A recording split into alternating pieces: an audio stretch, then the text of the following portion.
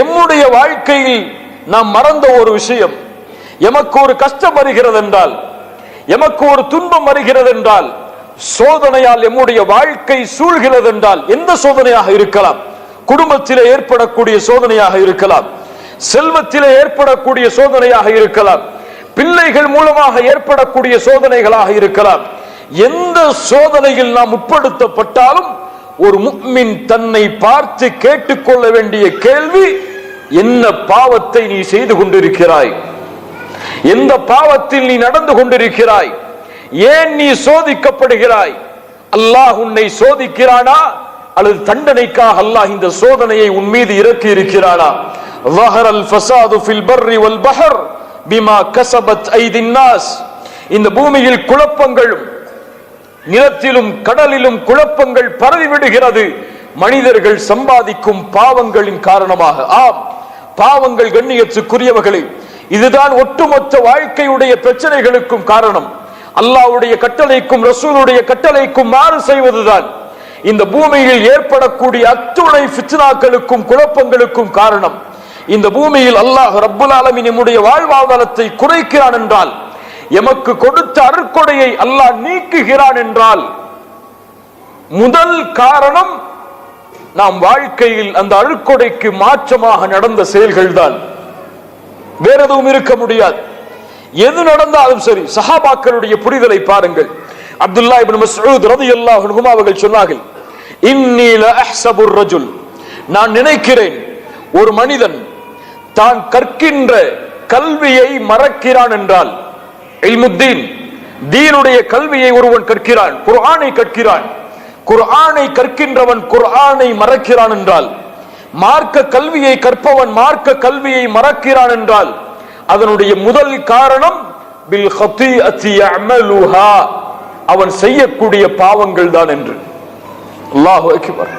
இமாம் ஷாஃபிஈ ரஹிமஹுல்லாஹ், இமாம் மாலிக் ரஹிமஹுல்லாஹ் அவர்களுடைய மாணவர் இமாம் மாலிக் ரஹிமஹுல்லாஹ் இமாம் ஷாஃபிஈ அவர்களுடைய அந்த இல்முடைய திறமையை பார்த்து வியந்தார்கள்.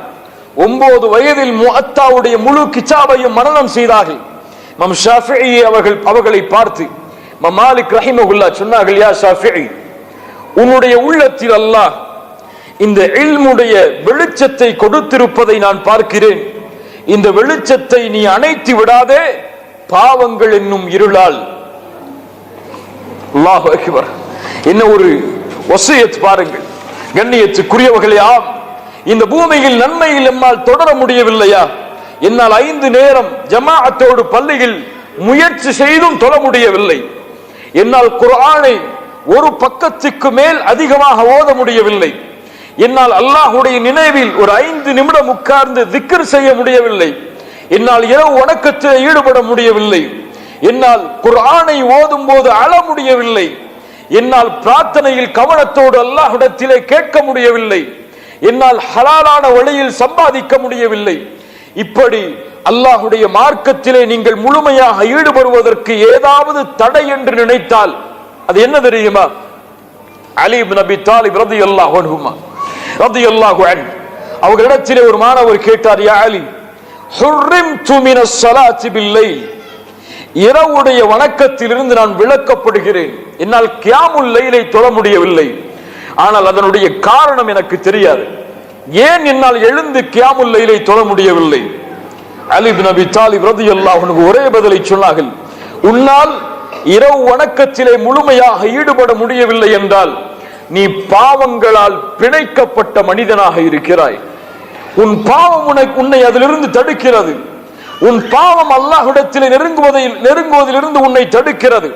உன் பாவம் இந்த பூமியில் உன்னுடைய கஷ்டங்களும் துன்பங்களும் உன்னை விட்டு விலகுவதை விட்டு தடுக்கிறது என்று அலி இப்னு அபி தாலிப் ரலியல்லாஹு அன்ஹு அவர்கள் சொன்னார்கள். கண்ணியத்துக்குரியவர்களே, ஆம், இதுதான் 2 சோதனைகள். ஒன்று, அல்லாஹ் அவர்களுடைய ஈமானுடைய தரத்தை உயர்த்துவதற்காக அல்லாஹ் சோதிப்பான். இந்த சோதனையுடைய முடிவு வெற்றி. இரண்டாவது, அல்லாஹ் சோதிப்பான் அவர்கள் செய்த பாவங்களின் காரணமாக. இந்த சோதனையுடைய முடிவில் அவன் தௌபா செய்து மீளவில்லை என்றால் இதனுடைய முடிவு தண்டனை. இது எம்முடைய வாழ்வுடைய அந்த முடிவுதான் வெளிப்படுத்தும் எம்மை அல்லாஹ் எதற்காக சோதிக்கிறான் என்று. கண்ணியத்துக்குரியவர்களே, நான் பாவிகளுடைய சோதனையால் அவர்களுடைய வாழ்க்கையில் ஏற்படக்கூடிய கஷ்டங்கள் துன்பங்களை பற்றி இங்கே பேச வரவில்லை. அது நீங்காது, அது விலகாது. அவன் தௌபா செய்து அல்லாஹ்விடத்தில் திரும்பாதவரை ஒரு பாவியால் இந்த பூமியில் நிம்மதியோடு மகிழ்ச்சியோடு வாழவே முடியாது.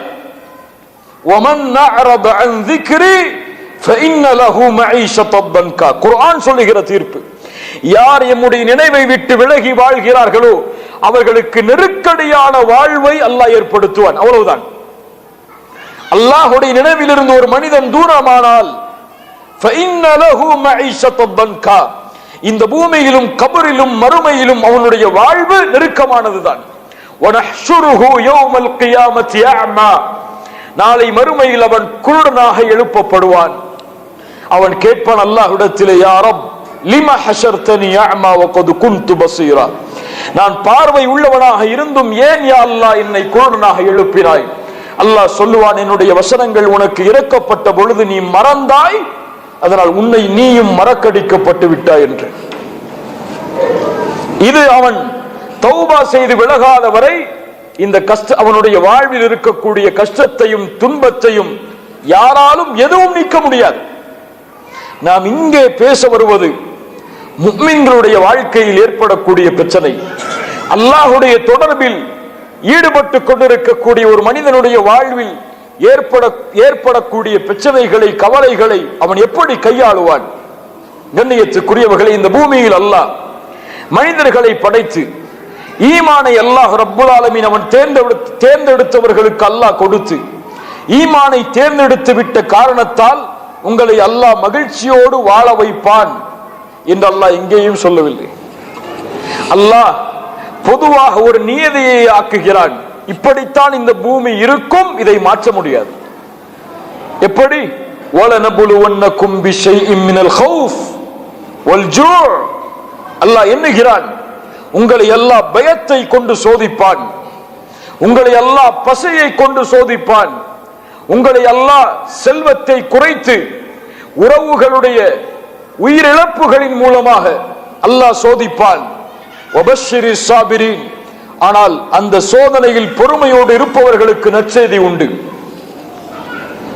அல்லாஹ் மேலும் சொல்கிறான், அலிஃப் லாம் மீம் அஹஸிபன் நாஸு அய்யுத்ரகு அய்யகூலு ஆமன்னா வஹும் லா யுஃப்தனூன், ஈமான் கொண்டோம் என்று சொல்லிவிட்டாலே அல்லாஹ் எங்களை சோதிக்க மாட்டான் என்று எண்ணிக்கொண்டீர்களா? அல்லாஹ் சோதிப்பான். உங்களுக்கு முன்னோர்களை எப்படி அல்லாஹ் சோதித்தானோ அது போன்று உங்களையும் அல்லாஹ் சோதித்தே தீருவான். இந்த பூமியில் ஈமானை ஏற்றுக்கொள்ளும் பொழுது அல்லாஹ் சொல்கிறான், நீ ஈமானை ஏற்றுக்கொண்டாலும் ஏற்றுக்கொள்ளாவிட்டாலும் உன்னை அல்லாஹ் சோதித்துதான் தீருவான். போர்க்களத்திற்கு ஒரு படை தளபதி அந்த படையை அனுப்பும் பொழுது அந்த போர்க்களத்திலே வரக்கூடிய இன்பங்களை பற்றி சொல்லுவாரா? என்ன சொல்லுவார்? எந்த இழப்புகளை நீங்கள் சந்திக்க வேண்டி இருந்தாலும் வெற்றியை அடைந்தே ஆக வேண்டும் என்றுதானே சொல்லுவார். அதைத்தான் அல்லாஹ் சொல்லுகிறான், இந்த பூமியில் நீங்கள் அனுப்பப்பட்டு விட்டீர்கள், இந்த பூமி முழுக்க உங்களை சோதனைகள் சூழ்ந்தே சீர் என்று அல்லாஹ் ரப்புல் ஆலமீன் மனிதர்களை ஆர்வப்படுத்துகிறான். இந்த சோதனையை ஒரு முஃமின் எப்படி கையாளுவான்? இந்த சோதனையில் எப்படி இன்பத்தை நோக்கி அந்த முஃமின் பயணிப்பான்? ஒரு கேள்வி கண்ணியத்துக்குரியவர்களே, முஃமின்கள் கவலைப்படுவார்களா? நான் கேட்பது மறுமையை குறித்த கவலை அல்ல, தீரை குறித்த கவலை அல்ல. தன்னுடைய வாழ்வில் செல்வம் பறிபோகிறது, தன்னுடைய வாழ்வில் குடும்ப உறவுகள் பறிபோகிறது, தன்னுடைய வாழ்வு முழுக்க நெருக்கடியால் சூழ்கிறது உலகத்துடைய பிரச்சனைகளின் காரணமாக. இதனால் ஒரு முஃமின் கவலை கொள்வானா? முஃமின்னா யாரையோ கேட்கிறேன்னு இல்ல, நம்மளும் நம்மள முஃமினா தான் நினைச்சிட்டு இருக்கோம். நம்ம கவலை கொள்ளுவோமா? கவலை கொள்ள மாட்டோமோ? அல்லாஹ் குர்ஆனிலே தீர்ப்பை சொல்கிறான். அல்லாஹ்வுடைய நேசர்கள் யார்? உண்மையான முஃமின்கள் யார்? அலா இன்ன அவுலியா அல்லாஹ் லா ஹவுஃபுன் அலைஹிம் வலா ஹும் யஹ்ஸனூன். அல்லாஹ்வுடைய இறை நேசர்கள், அல்லாஹ்வுடைய இறை நேசர்கள் லா ஹவுஃபுன் அலைஹிம், அவர்களுக்கு எந்த பயமும் இல்லை, வலா ஹும் யஹ்ஸனூன், அவர்கள் ஒருபோதும் கவலை அடையவும் மாட்டார்கள். என்ன இந்த வசனம் சொல்லுகிறது? ஒரு முஃமின் இந்த உலகத்துடைய காரியங்களுக்காக கவலைப்பட மாட்டார். அப்படி கவலை இருந்தால் இந்த உலகத்தில் ஏற்படக்கூடிய பிரச்சனைகளின் காரணமாக எம்முடைய ஈமானில் குறை இருக்கிறதே தவிர எம்முடைய வாழ்வில் அல்லாஹ்வுடைய சோதனை இல்லை. மேலே எம்முடைய ஈமானில் குறை இருக்கிறது. நாம் அல்லாஹ்வுடைய நேசர்களாக இன்னும் ஆகவில்லை, அதனால் கவலைப்படுகிறோம். அதனால் பிரச்சனைகள் எமக்கு பாரமாக தெரிகிறது. எம்மை அழிக்கக்கூடிய காரியமாக அந்த பிரச்சனைகளை பார்க்கிறோம். இப்னு கய்யிம் ரஹிமஹுல்லாஹ் அவர்கள் அழகாக சொல்லுவார்கள் கவலையை பற்றி. அல்லாஹ் குர்ஆனில் கவலை என்ற ஒரு விஷயத்தை அல்லாஹ் பயன்படுத்தவே இல்லை. இரண்டிற்காக அல்லாஹ் பயன்படுத்துகிறான். ஒன்று, நீங்கள் கவலை அடையாதீர்கள் என்று அல்லாஹ் சொல்கிறான். வலா தஹினு வலா தஹ்ஸனு, நீங்கள் கவலைப்படாதீர்கள் என்று அல்லாஹ் தடுக்கிறான். இன்னொன்று, அவர்கள் கவலைப்பட மாட்டார்கள் என்று அல்லாஹ் சொல்கிறான். வலா ஹவுஃபுன் அலைஹிம் ஃபலா ஹவுஃபுன் அலைஹிம் வலா ஹும் யஹ்ஸனூன், அவர்கள் எதன் மீதும் பயம் கொள்ளவும் மாட்டார்கள், எதற்காகவும் கவலை கொள்ளவும் மாட்டார்கள் என்று அல்லாஹ் அவர்கள் கவலைப்பட மாட்டார்கள் என்று சொல்கிறான். அல்லது நீங்கள் கவலை கொள்ளாதீர்கள் என்று அல்லாஹ் சொல்கிறான். ஒருபோதும் குர்ஆனில் அல்லாஹ் முஃமின்கள் கவலை அடைவார்கள் என்ற ஒரு விஷயத்தை அல்லாஹ் சொல்லவே கிடையாது. மேலும் தொடர்ந்தார்கள், கவலை ஒரு முஃமினுடைய உள்ளத்தை பலகீனப்படுத்தும். கவலை அவனுடைய நோக்கத்தில் அவன் பயணிப்பதை தடுத்து நிறுத்தும். கவலைதான் ஷைத்தானுக்கு விருப்பமான காரியங்களில் முஃமினுடைய வாழ்க்கையில் ஷைத்தான் வழிகெடுக்க விரும்புகின்ற மிக முக்கியமான காரியத்தில் ஒரு காரியம் கவலை. இதை அவனுடைய வாழ்க்கையில் ஏற்படுத்திவிட்டால் அவனுடைய நோக்கத்திலிருந்து, அவனுடைய வணக்க வழிபாட்டிலிருந்து, அல்லாஹோடு அவனுக்கு இருக்கக்கூடிய தொடர்பில் இருந்து அவனை நீக்கிவிடலாம் என்று ஷைத்தான் இந்த அமலை முஃமின்களுடைய வாழ்க்கையில் ஏற்படுத்துவதை மிக விருப்பத்தோடு செய்கிறான்.